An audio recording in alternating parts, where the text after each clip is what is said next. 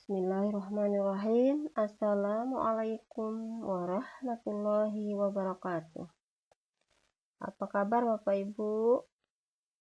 Semoga Bapak Ibu sehat, tetap bersemangat dalam melaksanakan tugas.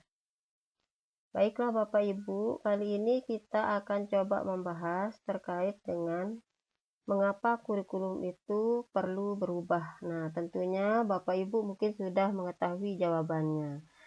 Nah, untuk itu mari kita coba menyimak lebih dalam mengapa kurikulum itu perlu berubah. Yang pertama, kita harus memahami apa itu kurikulum. Di sini, definisi kurikulum ini adalah seperangkat dokumen yang berisi rencana dan pengaturan mengenai tujuan, isi, materi, serta cara yang digunakan dalam proses pembelajaran untuk mencapai tujuan pendidikan. Selanjutnya, kurikulum juga didefinisikan sebagai untuk memberikan keleluasaan. Jadi kurikulum itu memberikan keleluasaan bagi satuan pendidikan atau sekolah untuk merancang pembelajaran yang sesuai dengan kebutuhan peserta didik, dengan tujuan memberikan fleksibel dalam pengembangan proses belajar mengajar. Kemudian, peran kurikulum, di mana kurikulum itu Bapak Ibu dijadikan acuan atau pedoman bagi pendidik untuk melaksanakan pembelajaran. Fungsinya, di mana kurikulum ini adalah sebagai dokumen hidup untuk membantu satuan pendidikan dalam menyelenggarakan pendidikan yang berkualitas. Jadi dokumen hidup itu artinya setelah jadi dokumen kurikulum jangan disimpan, tapi dibaca, kemudian diimplementasikan, lalu kemudian kita akan evaluasi, kita pantau pelaksanaannya. Disebut dengan dokumen hidup. Kenapa kurikulum itu perlu berubah?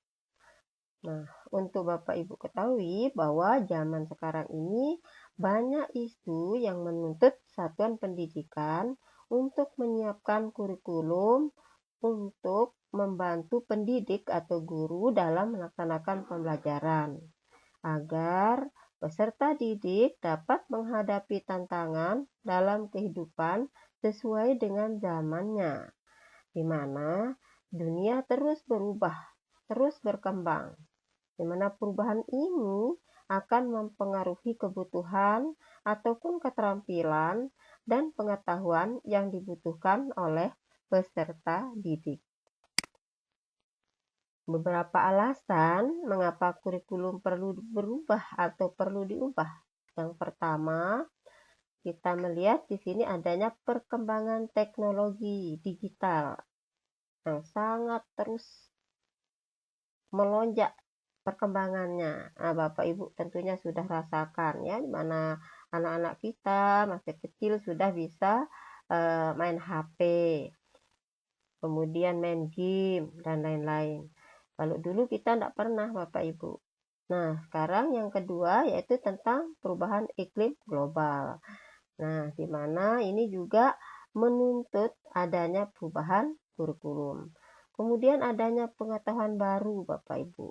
Selanjutnya ada kebutuhan sosial, kemudian adanya pendekatan pembelajaran yang lebih efektif, dan yang terakhir mengatasi kesenjangan pendidikan. Selanjutnya Bapak Ibu, kurikulum itu juga perlu berubah karena harus disesuaikan dengan perkembangan zaman, kemudian kebutuhan peserta didik atau supaya terpenuhinya kebutuhan murid atau peserta didik. Kemudian juga untuk menyiapkan generasi emas di masa depan atau di masa yang akan datang.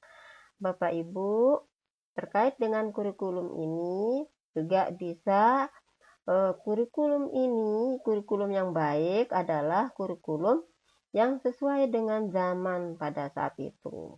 Kemudian kurikulum itu harus bersifat dinamis, fleksibel, dan terus dikembangkan sesuai dengan konteks dan karakteristik satuan pendidikan demi membangun kompetensi murid untuk masa kini dan masa depannya. Selanjutnya, pendidikan menurut Ki Hajar Dewantara adalah upaya untuk memajukan bertumbuhnya budi pekerti, kekuatan batin dan karakter, pikiran, serta tubuh anak. Itu menurut Ki Hajar Dewantara. Selanjutnya, apa yang dapat kita simpulkan terhadap kurikulum ini, Bapak Ibu, adalah kurikulum itu harus bersifat dinamis, berubah mengikuti perkembangan zaman atau disesuaikan dengan karakteristik satuan pendidikan dan kebutuhan siswa atau kebutuhan murid. Hal ini sesuai dengan tujuan pendidikan menurut Ki Hajar Dewantara bahwa demi menuntun kodrat murid, kurikulum harus terus menyesuaikan dengan kebutuhan mereka.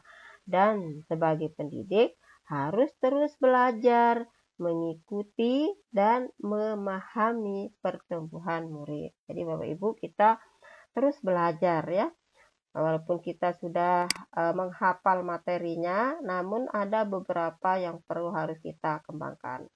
Baik Bapak Ibu, itu adalah terkait dengan materi kenapa kurikulum perlu berubah. Setelah itu nanti Bapak Ibu akan menjawab dua pertanyaan berikut. Yang pertama, hal baru apa yang Bapak Ibu dapatkan setelah menyimak materi tersebut? Yang kedua, apa yang akan Bapak Ibu lakukan dengan perubahan kurikulum saat ini? Terima kasih Bapak Ibu atas keluangan waktunya dalam menyimak materi yang saya berikan ini. Jika ada yang kurang, mohon dimaafkan. Assalamualaikum warahmatullahi wabarakatuh.